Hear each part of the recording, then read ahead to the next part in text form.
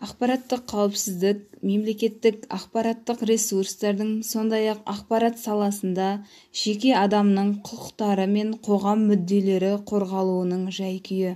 Қазіргі таңда ақпараттық қауіпсіздік маңызды болып тұр. Өйткені ең маңыздысы, мысалы, еліміздегі әскери, дәрігерлердің, басқа да, мысалы, үкіметтік ұйымдардың ақпаратының қауіпсіздігі.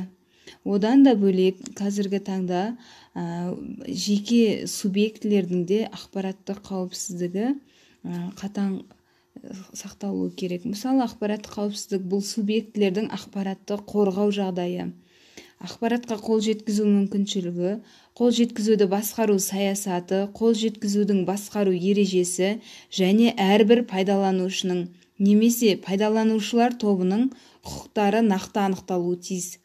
Қол жеткізуді логикалық және физикалық басқару құралы бірге қаралуы тиіс. Ақпарат қауіпсіздігі компьютерлік жүйені қорғау және субъектілердің пайдалануына қажет емес көзқарастар компоненті. Компьютерлік жүйені қауіпсіздік деңгейі жүйенің шынайы қорғалған деңгейі және пайдалану барысында қауіп төнетін жағдайларды болжау компоненттері. Бұл ақпараттық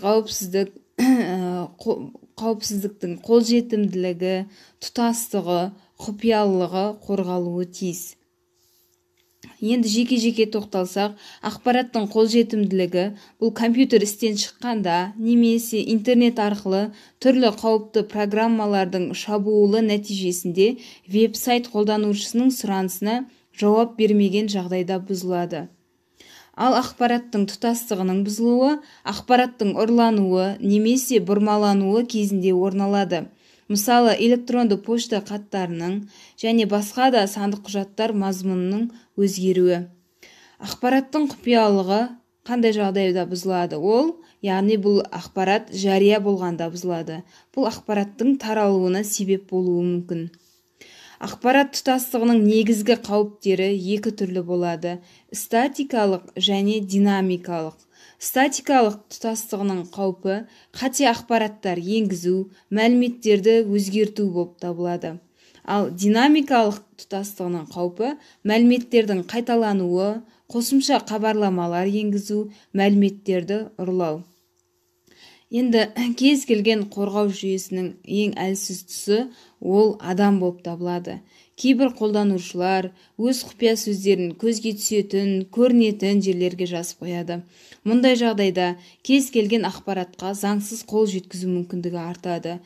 Сондықтан қазіргі таңда оқушылар сендердің де әлеуметтік желілерде әртүрлі өздеріңнің жаңағы құпия сөздерің бар. Сол құпия сөздерді мейлінше көзге түсетін, жаңағыдай тез ашып алатындай емес, кішкене қиынырақ, әртүрлі символдарды, әртүрлі басқаша оңай емес қылып сақтағандарың дұрыс. Және де ол құпия сөздеріңді көзге түспейтін, өздеріңнің басқа бір қиын табылу жерлерге сақтап қоюларың керек.